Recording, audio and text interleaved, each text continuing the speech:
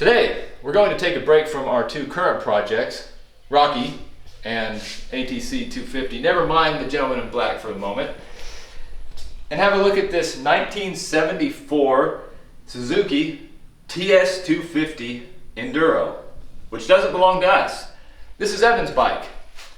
Overall it runs good, but it's got a few issues he wants to see if we can fix for him. What's going on with it? So, at low RPMs it has a little bit of a bog off idle, mainly when you open it up. I haven't touched the carburetor in the 2 years that I've owned it, so it could be something as simple as that.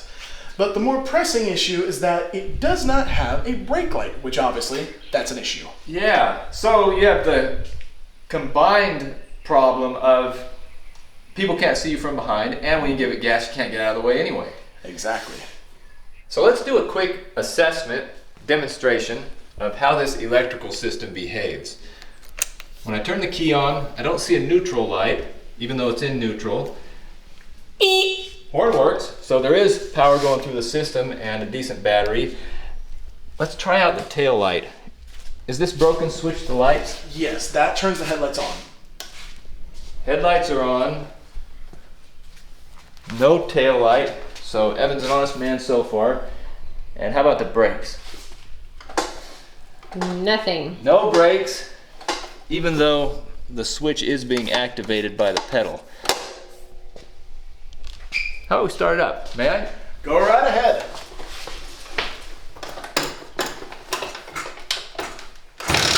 Did you take the kill switch? No. Let's try this again.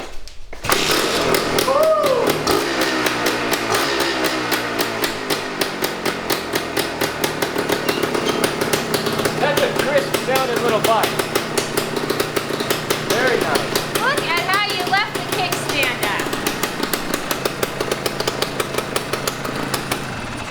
up. That'll be fine. We like to live life on the edge. All right. So I'll go inside, do a little research, try to get some knowledge about 1974 TS250. You all right leaving it with us for a while? Sure thing. You're pretty much the best person I trust with this. You need to get out more. All right, the old TS250 might be an easy fix. After we filmed that last clip, we visited with Evan for a little while. Then he went home, I went inside to find a wiring diagram for a TS250. Then I thought I should put the battery on a charger so I know it's fresh when I start working on the machine, especially since I'll be drawing power from the battery as I test different components. So I came over here, tested the battery. It was right at 6.31 volts, which is perfect. Just like all 1970s motorcycles, this has a 6-volt electrical system. Then I put the battery charger on it. After that, I do what I always do when I get a new machine in here. I have a good look at it just to get familiar and drink it all in. First thing I noticed about this motorcycle is that it looks like it's a solid machine. There's a few shortcomings, like this headlight switch slider made of really thin plastic, and they put it right here on top of the housing. I wouldn't be surprised if a lot of these got broken off just by guys with gloves trying to adjust their mirror. And the rest, somebody probably just looked at them funny. The swing arm bolt also looks puny to my eye, but otherwise, it's pretty sturdy. Big ol' Kickstarter shaft, thick spokes, big brakes, even though they are drum brakes, big headlight, original Suzuki grips that are 50 years old, and they still haven't got sticky like new grips. They just don't make them like they used to, do they? They sure don't. Suzuki was going for quality, in my opinion, after looking at this thing for an hour. If any of you guys disagree, let me know. After I let the battery charge for a little while, just for fun, I came out here, turned the key on, turned the headlight switch on. Look behind you, camera girl. Oh! We've got tail light. Okay. I came over to the brake, pushed the brake. brake light works too. Okay. So I think our only problem with the brake light and tail light not working is a loose connection somewhere. Or the TS250 is just a tease. Maybe that's what TS is short for. It's the teaser 250. So the best course of action right now, without thinking too much, is to leave the tail light on. You can watch it, and I'll just start rummaging around in these wires to hopefully make the tail light flicker back off again. I probably inadvertently jostled whatever connection or wire is causing problems when I hooked up the battery charger. If I had to guess, I think there's a problem with the ground wire for this rear light, because that's the only thing that would simultaneously make the brake light and the tail light not work. It's not the positive side, because those circuits go in different directions. And I know we've had electrical power in general the whole time because the horn worked. Still on, huh? Yeah.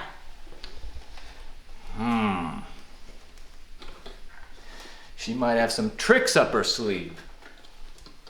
Maybe that's what TS stands for. I can make jokes. Can't make that light turn off though. Be nice if you could make some tortilla soup. Maybe it stands for tortilla soup. Whoa!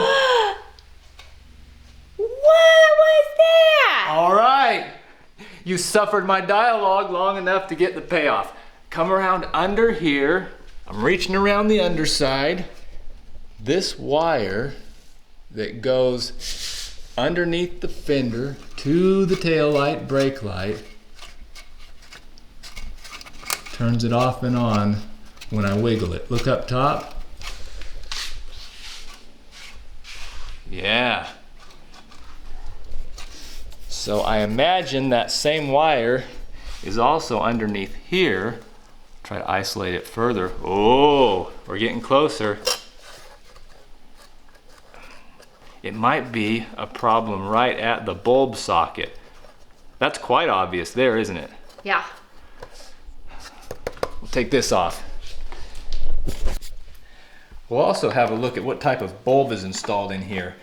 These old motorcycles used an electrical system that was balanced so that the output from the alternator was just enough to power the electrical system and give the battery a charge. They didn't have voltage regulators, which means that if you had too much power draw from the bulbs, the battery wouldn't charge. But if you had too little power draw from the electrical system, the battery would overcharge. So it needs to be right there in the middle. And there's our bulb. I'm betting it's a problem with the light bulb socket. So we'll take this off.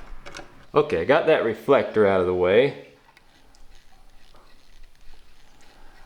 We've got a bad connection somewhere here. I think I need to take out the bulb, take off this rubber piece, and fish the socket backwards through this housing.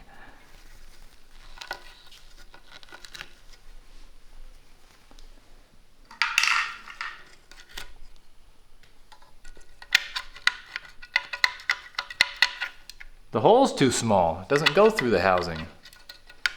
Never mind then. Oh, I see it! The solder joint, right where my fingy is. It's broken. Oh. Need to somehow get this dismantled. I will though. I'm inspired. There's enough slack in these taillight wires that I'll be able to just pull the socket out the back. Here we go. Nice. And you can see our problem. That's the ground lead for the taillight and brake light. So I need my soldering iron. Okay, I got the soldering iron warmed up. Let's see if I can get this wire out.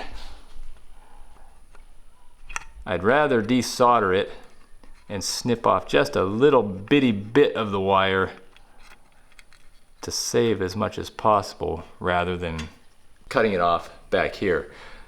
So I'll take off just the bare end of the wire and then strip back about 1/4 of an inch. It doesn't look very good. The wire under the insulation is dirty and tarnished. I can't solder to that. He's a paying customer. He deserves quality.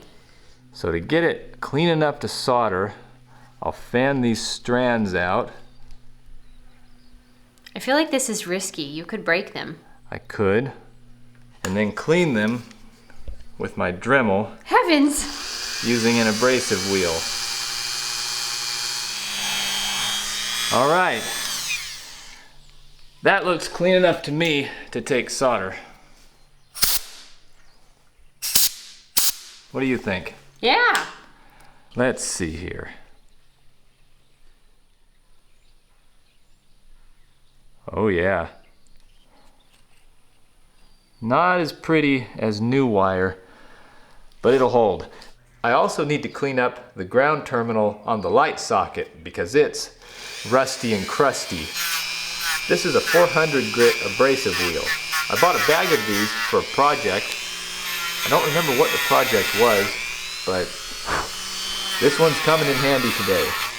That's a great story. That looks good as new. My favorite part is that you didn't break off the tab. So here's where I need about 3 more hands. I'll give you one. Can you hold this socket up like that? Yeah, I can hold that. Perfect. Right there. Just need to glue it. Now don't you guys be bashful about telling me what you think of my work here. Maybe we should pivot to fixing viewers' machines for pay. Since you don't want to get a job. Yeah. YouTube doesn't pay like it used to. And not in a good way. Don't complain too much. Just the right amount. Looks like it's bonding to the socket. All right. I call that a repair. Yeah, the piece I'm holding feels like it's getting hot. You can let go. Okay. So I'll put this all back together. I got the taillight put back together, and now when I turn on the headlight, the taillight illuminates and it stays lit up despite how much I move these wires underneath. Nice. I'll do a brake light test too, just to be sure. How's that? Nice. Something I haven't tried yet is the hand brake. This is risky because if this doesn't work, it's not a true fix, it's a partial fix Let's see. with stipulation. All right. Oh, yeah. That's a relief. In the next video, we'll try to figure out why the neutral light isn't coming on and also look into the off-idle bog that Evan was talking about earlier. Thanks for watching. Very nice.